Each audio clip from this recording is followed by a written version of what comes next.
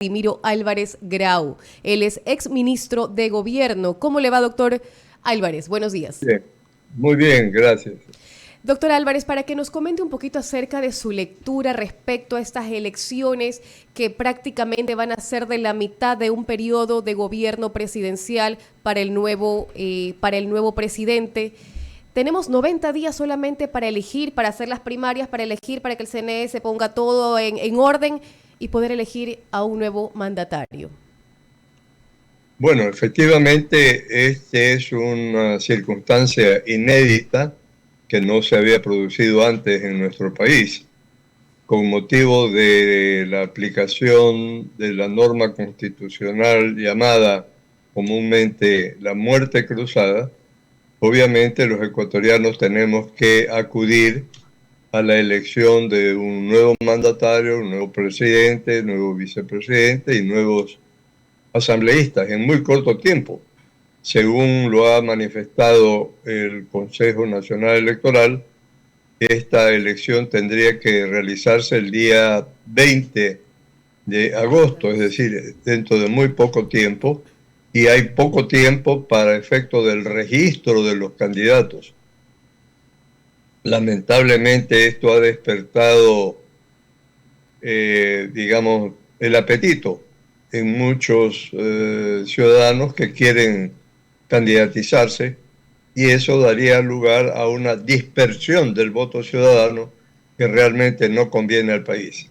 Hay que buscar alianzas, tienen que tratar de ver objetivos comunes, criterios comunes para concentrar de alguna manera el esfuerzo electoral en pocos candidatos. ¿Y qué le depara a ese nuevo presidente en el que ya asuma en agosto el Palacio de Carondelet, que asuma todo un país que, como vemos, estamos justamente por lo que se determinó la muerte cruzada, en crisis interna? ¿Qué le depara a ese presidente? Claro, la situación del nuevo presidente, del presidente que sea elegido por la ciudadanía en las próximas elecciones, lo que le depara es un futuro en que tiene que buscarse una gran concertación nacional. No pueden quienes intervienen en política seguir en confrontaciones permanentes, en ataques de los unos contra los otros. Lo que hay es que buscar una concertación nacional en que se establezca como se ha dicho en múltiples ocasiones, cuál es la sociedad que tenemos, que definan con claridad qué es lo que tenemos, cuáles son todos nuestros problemas y cuál es la sociedad que queremos.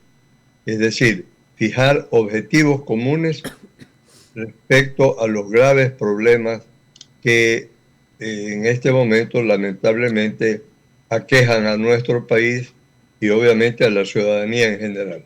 Concertación nacional sería el primer paso. Luego usted menciona que obviamente tratar temas que conciernen al interés popular, a los electores.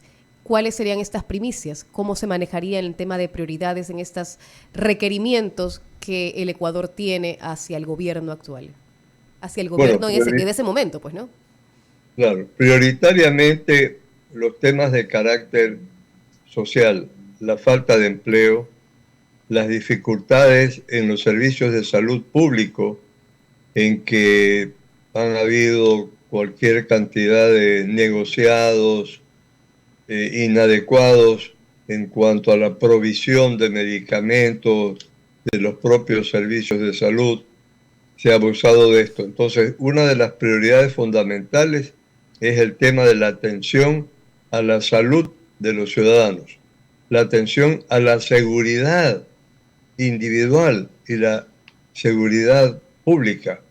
¿Cuántos de nosotros, digo en general, de los ciudadanos, hemos sido afectados por problemas de seguridad, por secuestros temporales o con mayor tiempo, con extorsiones, con las llamadas vacunas a los comerciantes minoristas y, en definitiva, estos temas de seguridad que tienen que ser enfrentados no solamente como lamentablemente a veces lo dicen algunos funcionarios y algunos analistas. No solamente es la represión, es decir, el combatir a quienes han cometido delitos. El tema de la seguridad tiene que empezar por la prevención, es decir, por la vista previa de lo que pudiera ocurrir en materia delincuencial. Y esto requiere, obviamente, grandes cantidades de eh, técnicas de inteligencia, es decir, de investigación. Por una parte decíamos la prevención, por otra parte la disuasión, que es la presencia de policías y militares que hagan disuadir, es decir, arrepentirse a posibles delincuentes de cometer delitos, es decir, para impedir que se cometan. Luego de eso sí, ya viene la represión, que es cuando han cometido delitos, poderlos detener a los delincuentes, a los responsables directos e indirectos, y luego todo el proceso de juzgamiento, en el cual hemos visto graves deficiencias en nuestro país por parte de jueces que dejan en libertad enseguida a algunos delincuentes a los que la policía ha detenido incluso en delitos flagrantes. Y luego de la represión, luego del juzgamiento, obviamente el proceso de encarcelamiento, como se dice comúnmente, ¿verdad? Es decir, el tratamiento que se dé a las personas privadas de la libertad, los PPL, como se dice técnicamente en esta materia, y la posibilidad de rehabilitación social para una vez que cumplan las condenas que judicialmente hayan sido establecidas, puedan readecuarse a la sociedad con medios absolutamente honestos. Ahora, el país está viviendo obviamente un tema de crisis social, un tema de crisis política, donde las personas que estaban en la asamblea y el presidente fueron elegidos por votación popular dentro de los plazos normales de las elecciones normales que han ocurrido en el país.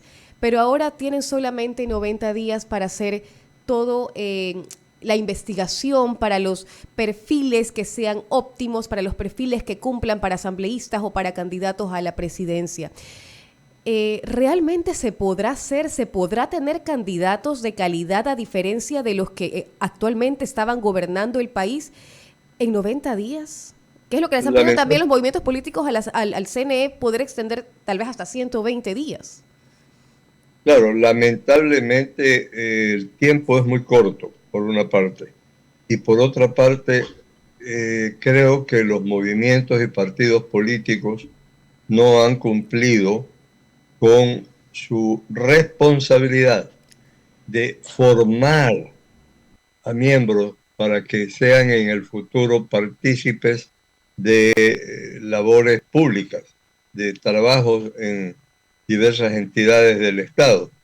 Esa responsabilidad de formación integral a políticos para que sepan cómo comportarse con honestidad, con ética, con responsabilidad, con conocimiento de la realidad nacional y con mística para tratar de mejorar el país y no para mejorarse personalmente con intereses inadecuados, esa responsabilidad debía ser asumida por los distintos movimientos y partidos políticos. Y como bien señala usted, no creo que en el tiempo que nos queda hasta las elecciones haya una formación adecuada para que los candidatos que se presenten tengan esa capacitación, esa formación adecuada.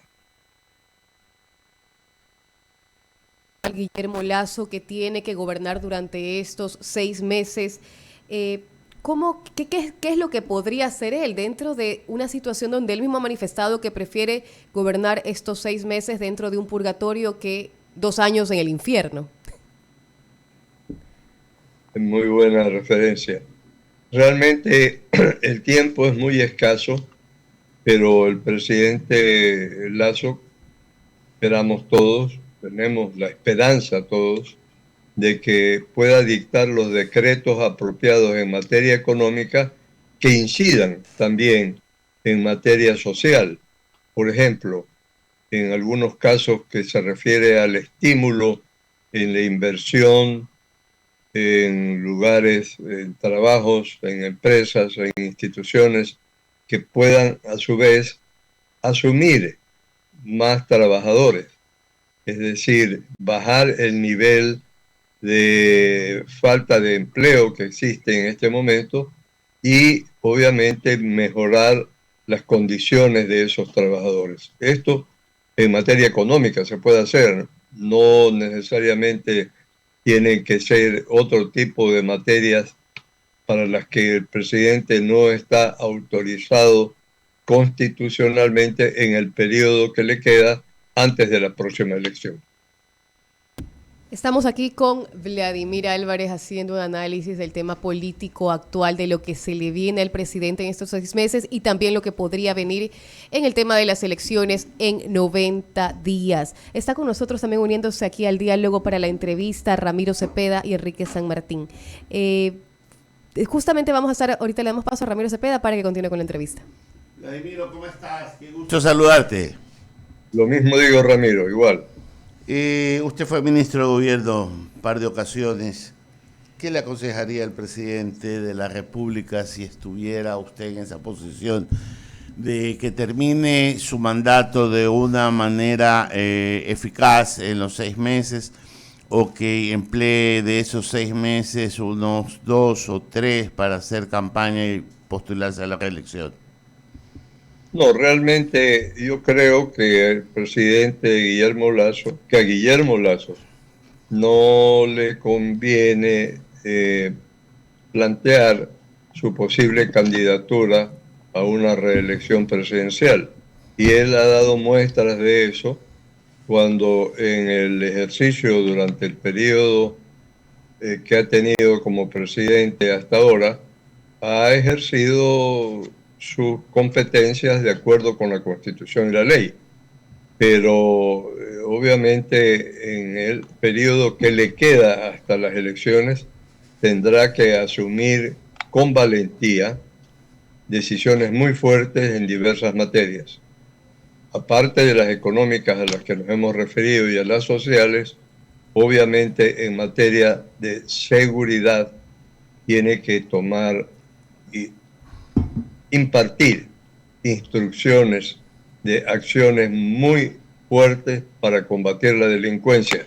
Ojo, no solamente, como se ha dicho en un decreto de seguridad hace pocos días, no solamente para combatir a los grupos narcodelincuentes o a los grupos terroristas, porque hay cantidad de delincuentes que no forman parte de grupos terroristas ni de grupos de narcotráfico, sino que es delincuencia común, de otra naturaleza.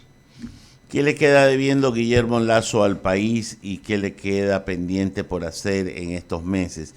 Usted ya lo ha dicho, ajustar tuercas en el tema de seguridad. ¿Y algo más? Obviamente, en materia de salud, es importante que Guillermo Lasso ejerza con valentía, diríamos, con fuerza y con competencia en cuanto al destino de recursos para mejorar la atención de salud pública en nuestro país. Vladimiro, yo no sé si usted coincide conmigo, pero el próximo presidente para este tan corto periodo como manda la Constitución, que debe completarse el saldo del ejercicio para el cual fue elegido el presidente Lasso, ¿no sería más un perfil de un presidente, de un interinazgo constitucional, porque así lo tenemos contemplado en la Constitución, de un presidente que no se postule a una reelección, sino que se dedique un poco a ajustar las tuercas de un país sin esperar la retribución del pueblo en unas urnas, en una siguiente elección, sino más bien enderezar todo aquello que está pendiente para que el que sí venga para el 2025 tenga un país más estable y más gobernable? Yo creo que quien resulte electo presidente en este periodo que falta tiene que poner empeño, y perdónenme mi obsesión, en sentar las bases para que en el Ecuador todos los sectores políticos dejen de lado intereses personales con miras hacia el futuro y por el contrario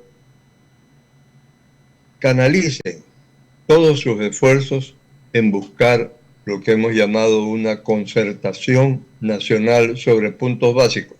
Hay determinados puntos en los que no se pondrían de acuerdo, está bien, pero fundamentalmente los puntos que requiere el país, las soluciones que requiere el país, son fundamentalmente de concertación, de acuerdos nacionales, de quienes sí sean responsables, de quienes sí demuestren que ponen los intereses nacionales por encima de los intereses ideológicos o individuales.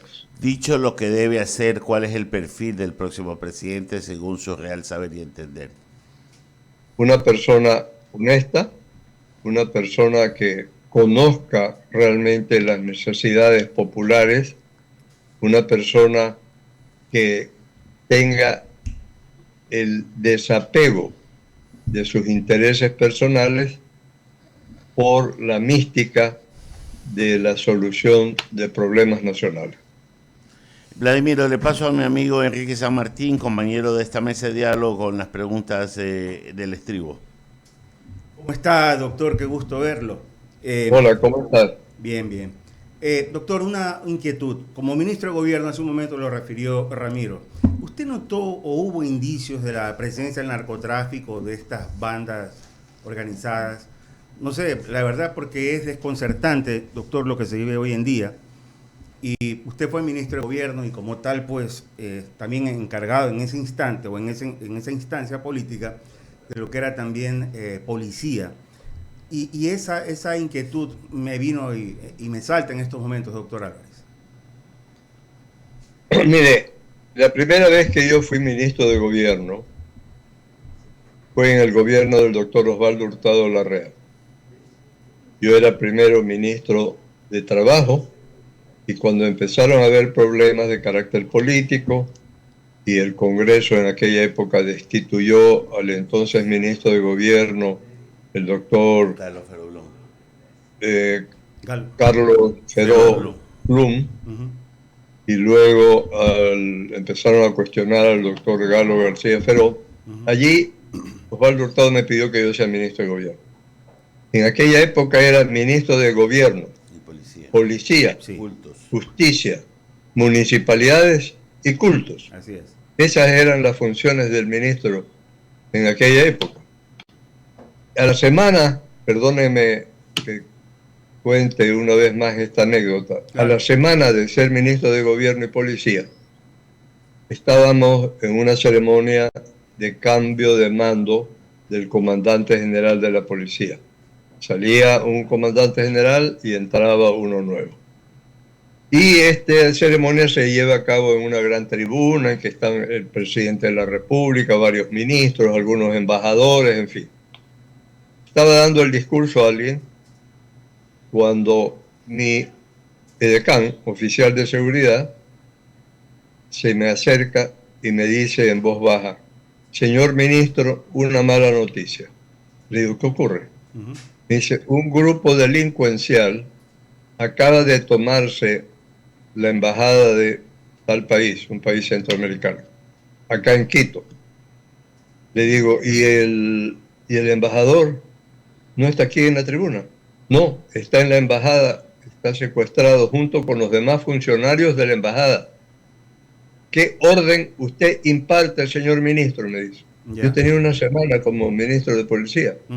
Y le digo, bueno, envíen inmediatamente una unidad especializada en protección y rescate de rehenes. Y el general entrante el comandante general entrante de la policía que estaba a mi lado escuchó esto y me dice, señor ministro, esa unidad no existe en el Ecuador. Wow. Entonces, yo estaba pensando en SWAT, en las películas de SWAT en los Estados Unidos. Claro. Me dice, no existe. Le digo, ¿y entonces qué hacer? Me dice, hay que enviar los patrulleros más cercanos.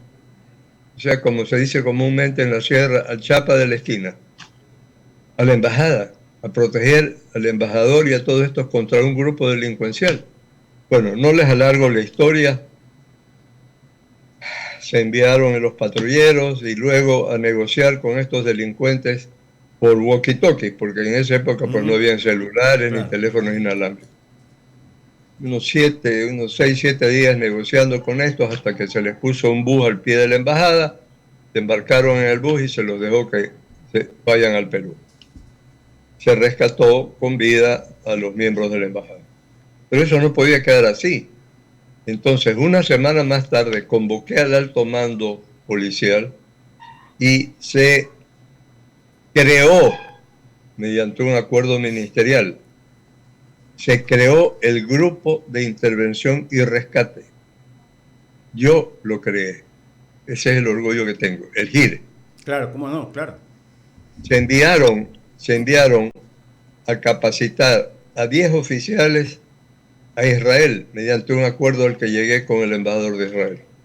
Se enviaron 8 oficiales a España a capacitarse con el grupo de comandos anti-ETA y se enviaron 5 oficiales al campamento de Cuantico en los Estados Unidos, donde se capacita al FBI en negociación y rescate de rehenes. Así nació el GIRE. Y así se logró combatir a estos grupos delincuenciales mientras yo fui ministro de gobierno. Yo creo que ese tipo de acciones hay que tomar con decisión y con fuerza, sin pensar en que se está perdiendo la soberanía del Ecuador ni nada de eso, porque se llegan a acuerdos de inteligencia o de combate a la delincuencia con organizaciones especializadas de otros países. Muy claro, doctor Vladimiro Álvarez, y preciso en la respuesta. Gracias por acompañarnos. No sé, Ramiro, ¿quieres No, agradecerle un gusto, Vladimiro, haber compartido con usted esta mañana. No se pierda. Gracias, Ramiro. No se olviden de mí. Jamás, doctor. Había sido el doctor Vladimiro Álvarez Grau, es ministro de Educación, Trabajo, Gobierno, asambleísta. Ya le digo, fue de Trabajo en el gobierno del doctor Osvaldo Hurtado, ministro de Gobierno con el doctor Osvaldo Hurtado, Educación con el doctor Yamil Maguad, Gobierno con el doctor Yamil Maguad y asambleísta por la Democracia Popular, candidato a la presidencia de la República, profesor de Derecho Tributario, decano de la Facultad de Jurisprudencia y rector de la Universidad Católica Santiago de Guayaquil. Nada más, y fue mi profesor. Qué bueno. Así Oye, es. Ramiro, rápidamente, y qué bueno que traiga